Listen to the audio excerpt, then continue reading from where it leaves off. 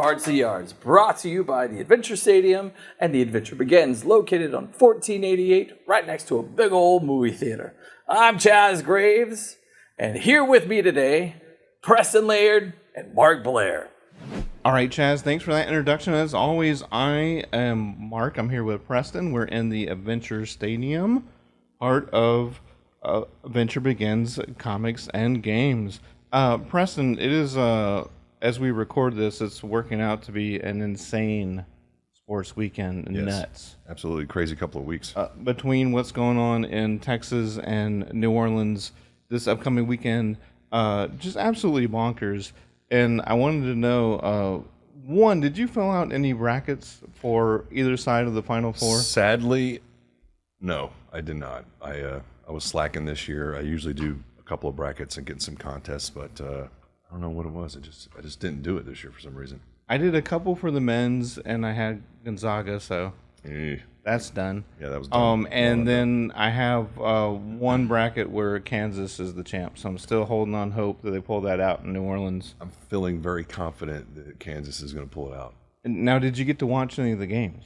I watched a few. Okay. Yeah. Did you get to see U of H? I did. What a heartbreaker. Yeah, that was excruciating. And we've talked before about that specific game from the Rockets against the Warriors where they shot like 13% from three. And they missed 29 in a row. Yes. Yeah. U of H was 1 for 20. I saw the stat. Ice cold. I saw the stat flying around where it's like everyone's been complaining for years about the Rockets' performance, but if they would have shot like the Rockets, they would have won by like 9 points. Yeah, it was a shame. I was disappointed that they continued to throw up the three bombs when obviously they didn't have it that night. And I mean, they have such a good defense. I mean, what was it? The lowest scoring game Yes. in Elite Eight I mean, history. it was like 40 points, right? I mean, it was crazy. insane that 50 points won that basketball game. So Absolutely nuts. So on the men's side, yeah, busted brackets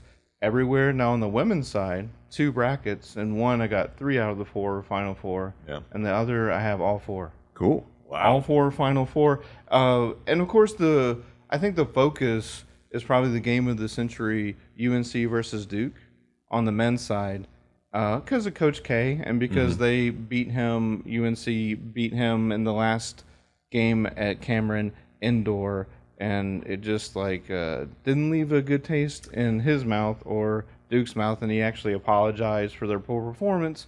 So it's crazy, though. What's insane about this whole thing is that this is going to be the first time they've ever played each other in the tournament.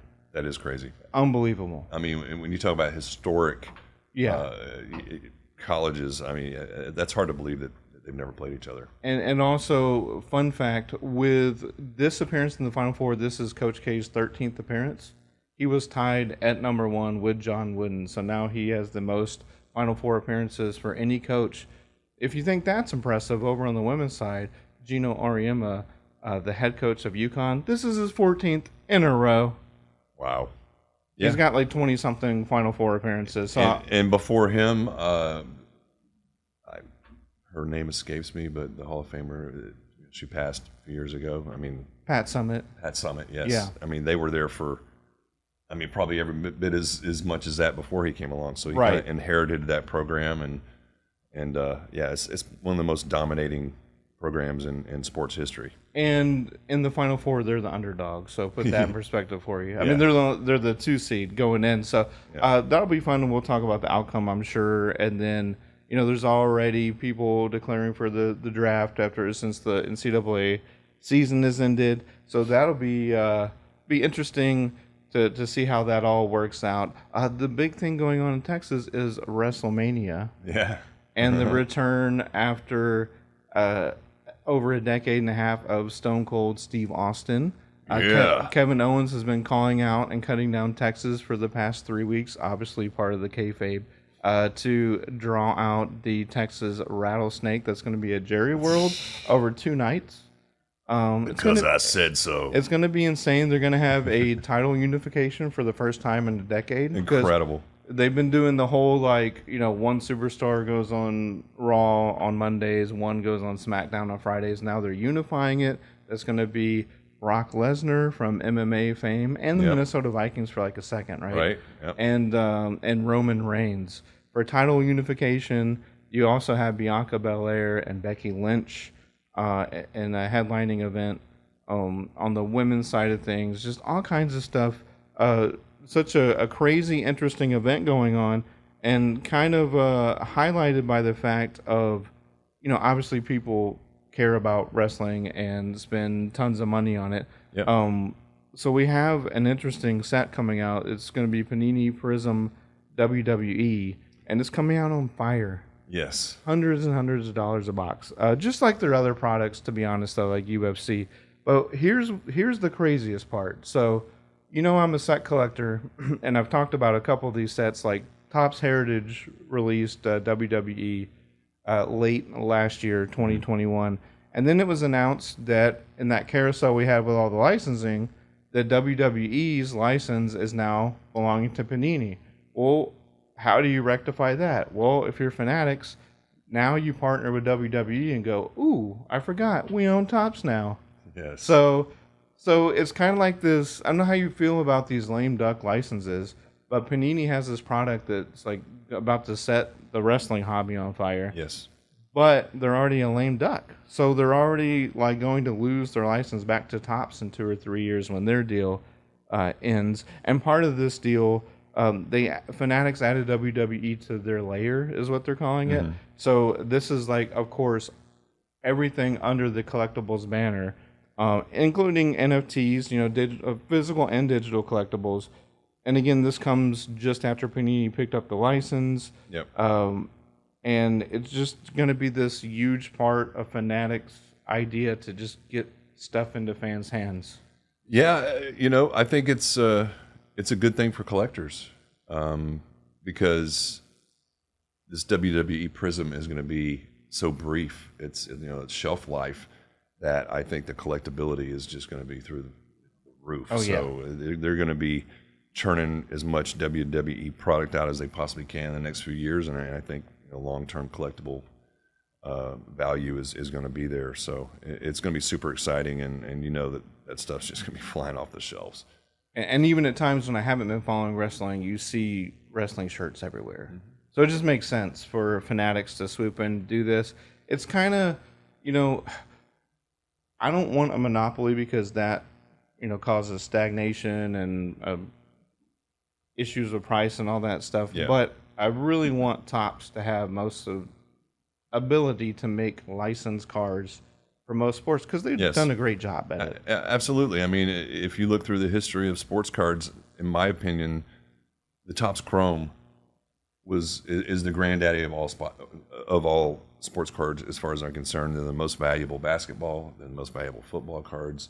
It's just a phenomenal product, and I cannot wait to see all of that again.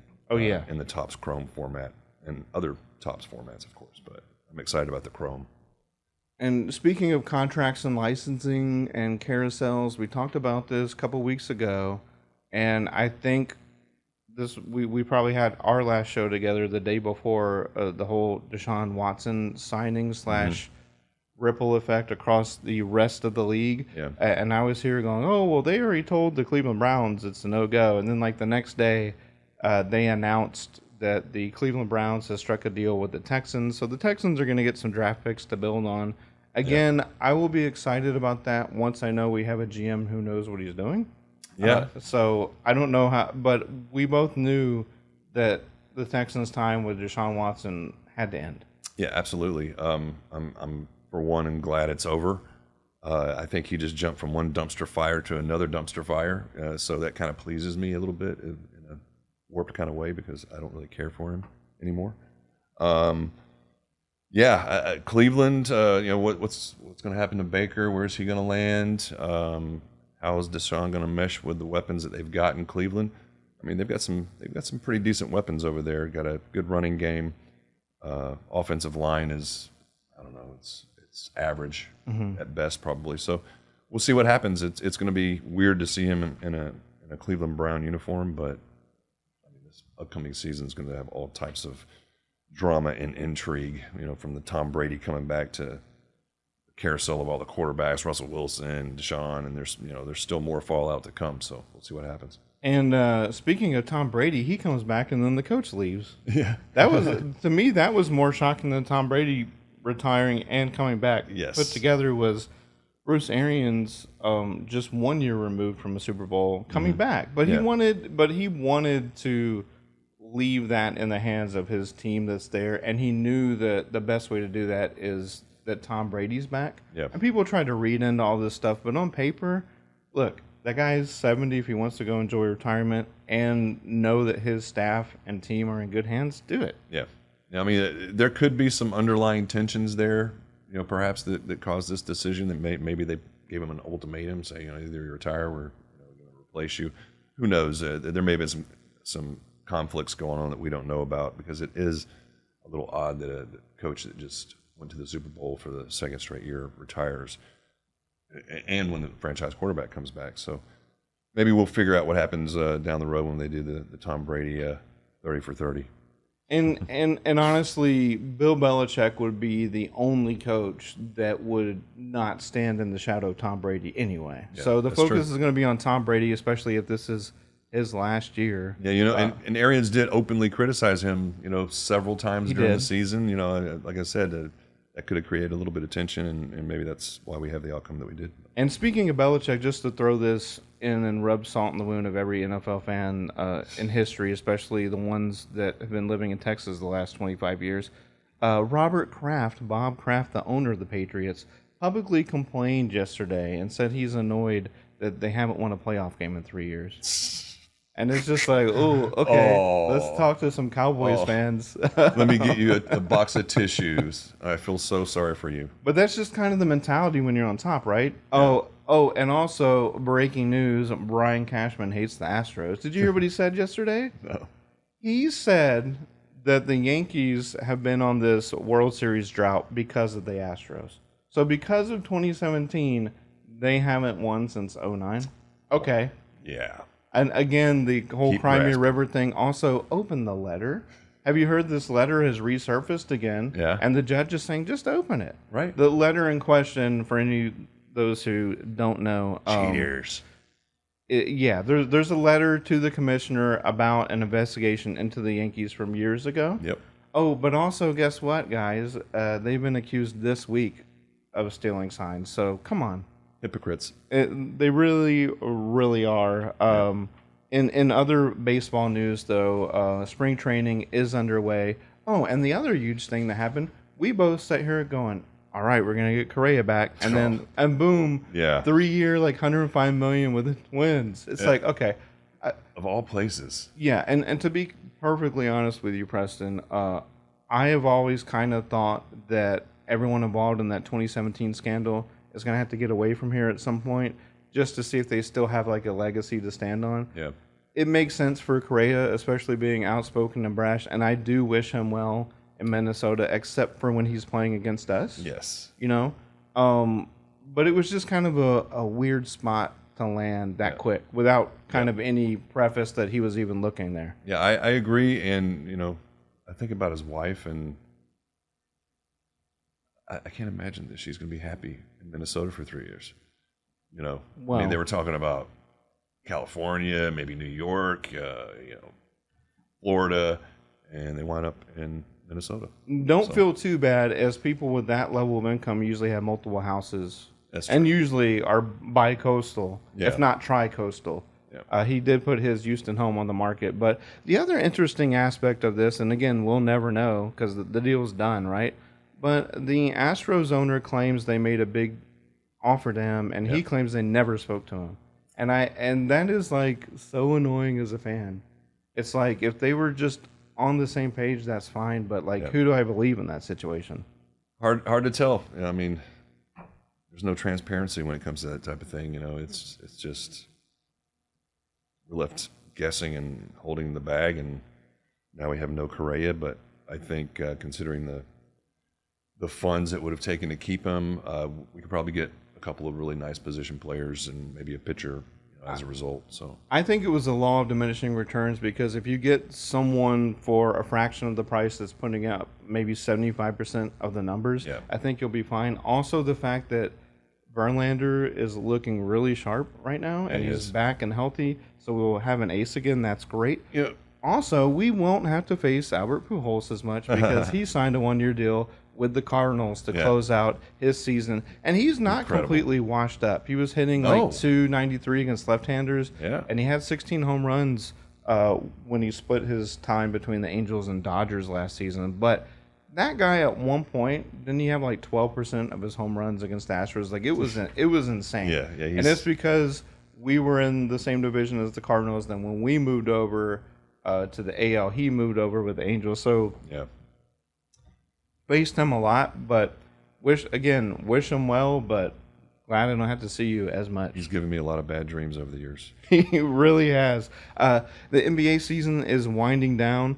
The Rockets have been officially eliminated for probably 2 or 3 weeks. But I will say this: they are like 1 game back from not having the worst record in the league, and just watching Jalen Green and Sagoon the last few weeks has been really fun, and Josh Christopher as well. A young nucleus, one of the youngest, and Jalen Green's been making those, SportsCenter top 10 dunk highlights. Yeah. It's been unbelievable. So I think if we get anything good, in the draft lottery, and we had some picks coming in from previous seasons. Yep. I think they're going to be really fun to watch. But unfortunately, their season is over. Yeah. One thing that's unexpected, the Lakers might actually end up joining them in a very early offseason. Yep. As we record this, I think they are in the 10th spot, which would be the last of the play-in game. If you don't know, NBA switched to that 7 to 10 seeds are in that little mini playoff tournament. But they're just half a game up on that. What a debacle. To be honest, Mark, I'm not shocked. I'm really not. I don't know if I've mentioned it to you personally, but I think LeBron's washed up personally. I think he's just a shell of his former self. I mean, he'll have flashes of greatness here and there from the past, but I just think, Father Time's caught up with him. I don't think that they have a good chemistry on that team. They don't have enough star players. I mean, they've got a bunch of bench guys basically that are trying to be starters in there with Davis and LeBron. Am I pleased? Absolutely. I absolutely bathe in the tears of Los Angeles Laker fans. So it doesn't break my heart at all. I'm not shocked. Maybe the futility at the level it is, I didn't quite see, but them not making the playoffs, not going to be a complete shock to me.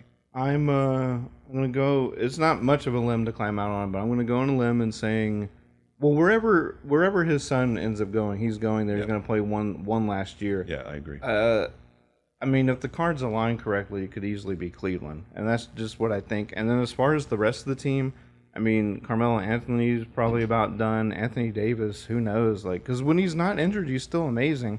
And then Russell Westbrook has just been having a few medium meltdowns. I actually feel bad.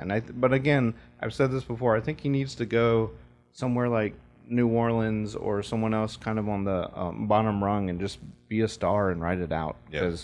But yeah, and then as far as the teams that are doing really well, Miami has had a rough go, like 5-5 in their last 10, but they're the number 1 seed in the East. And then the Suns look unstoppable. Yeah. Like, they are so far ahead and clinched so long ago that top seed in the West. Even if the Lakers were to squeak in and then win to have to play them, they're going to get smashed. bounced so hard. And I mean, look what Memphis is doing without Ja. I mean, they've been playing incredible basketball. I think they're like 19-2 without him or something like that. It's been crazy. And again, he's a very energetic guy, and he's not he's one of these guys where when he's injured, he's still a part of the team and he's on the bench, because we've talked about this before. When a guy's just not around, it's kind of weird. Yeah. Regardless, he's involved. Yeah, he's invested. He's very involved in that. That city is completely and fully 100% behind them. It's going to be a fun playoff. But I'm not bitter or mad about the Rockets. Like, It's expected. We're not perennially bad, and I think next year you make 2 good moves, and you're right there trying to chase one of the maybe like the 9 or 8 seed to get into that play-in tournament. I'm more excited about the future of the Rockets than I have been in 20 years. Yeah. So I mean, with all this youth and talent they've got, and sure, bring in some more guns. Yeah, give them a couple 3 years to gel, and I think they're going to be a contender. And speaking of playoffs in a different sport, United States made the World Cup. Yes. Thank goodness. They put themselves in a situation where they were playing Costa Rica earlier this week, and believe it or not, they could have been knocked out if they lost by 6 or more goals. Yeah. Now, the previous game, they had held up a banner saying they qualified. So I was just like, oh, no. Here comes sports karma. They're going to lose 7-0 and get knocked out. They did lose 2-0, which is a little bit disappointing. But if you think about the grand scheme of things, knowing that that's all we have to do to get in. Yeah. What's really crazy about this, they could have forfeited the game. When you forfeit, you take an automatic -3 on goals. And they still would have got in. They could have forfeited. Yeah. They could have forfeited and got in, which is so maybe someone needs to look at those rules again. But there was an opportunity to let some of their stars rest and get ready for the big shindig that's coming up. So. And speaking of stars, Pulisic had a hat trick the previous game. I know, crazy. Yeah, so they've really something to look forward to, and so all those spots, but like 3 have been determined. They are going to have the draw later today, in fact. Yeah. It's so it'll be interesting to see. If you're not familiar with World Cup, the way that works is you have basically 8 teams, or it's separated into pots, and so you basically just go 1, 2, 3, 4, and then that's how you make the 8 groups of 4, and they always have a group of death. Yeah. So that will be interesting. Also, Canada to the north, first World Cup in 36 years. Crazy. Congrats to Canada. Yeah, glad to have them. And then it'll be crazy. Cristiano Ronaldo got in. They had to go the playoff route. However, one of the top stars in the world and probably player of the year, Salah from Egypt, missed a penalty kick in Egypt, did not get in. Yeah. So there are a few teams that are not. They're going to be absent. Yeah. But hey, U.S. is not one of them for once. So I'm very encouraged by our team this year. I think it's the best team we've ever fielded. So it's going to be super fun to watch. Absolutely. So all right. So that's the sports part of Cards to Yards. Let's get to the cards part. Yeah. So we've got some new releases coming up. We've got clearly Donruss football that's supposed to drop Friday, April 1st, which is when we're filming right now. Unfortunately, it won't be here till Monday, so it'll be here Monday on the 4th. So come and get your Donruss Clearly football. It's going to be incredible, super hot product. We've got the Panini Prism WWE. That's going to be coming out next week. We've also got Prism Draft Picks basketball. First glimpse at the young talent out there in the basketball world. What else we've got going on? We've got Stars and Stripes, which is a cool product coming out from Panini. It's a baseball product, basically like a minor league set, and it'll have Team USA players and some really cool patches, maybe some international Japan players and things of that nature, Taiwan. Super cool set that it has a lot of neat stuff like buttons and just an incredible product. It's on the lower end because it's not an official MLB licensed product, but it's a lot of fun to bust and you get a lot of hits in it. And we've got a break coming up later this month, a little under 3 weeks, is the Phoenix and Mosaic football break. That's 2 hobby boxes. Going to be a super nice break, lots of hits in that. It's only $50 a spot, so come get your random spots to that. And I think that's about it, other than our Panini Player of the Day NBA contest that's going on. If you buy any Panini basketball product and you pull one of the featured players of the day, then you get a Player of the Day red foil pack that you can pull some really nice low-numbered and random autographs in. And also, if you guys have some nice cards, if you pull them here in the shop, or if you want to get some cards graded, by all means, come by. We're doing HGA submissions once or twice a week. and we would love to take a look at your cards, and we'll tell you what we think about them, and pack them up real nice and get them off and graded for you. And of course, grading is a great way to preserve your cards. It also increases your comps. Yep. And Mark, you may ask, what is a comp? Yeah. Well, we're going to close out the show today, Preston, with the Adventure Stadium word of the week. We like to give you a little glossary because we use words you may not be familiar with. Mm-hmm. If you're new to the hobby, comps, short for comparisons, that is the term used to indicate what the last few sales of a card were. Yep. This information is used to try and place value on a card to try and sell it at current market value. So a lot of sellers and collectors who are interested in selling, they always go by comps. If you're ever at a card show, you'll see people looking up comps on their phone. It probably drives some people nuts, but it's a good way to kind of stay on top of the market. Yeah. Well, thanks, Preston. It's fun. Like I said, we got a lot of stuff to talk about in the next week or two as well, and we'll look forward to all those releases. So for the Adventure Stadium for Preston, I'm Mark. Back to you, Chaz. Well, gang, that's all for today's episode. So join us next week. Cars to Yards, brought to you by the Adventure Stadium and the Adventure Begins. Again, we're located off 1488 and Woodland Square Boulevard. See you next time.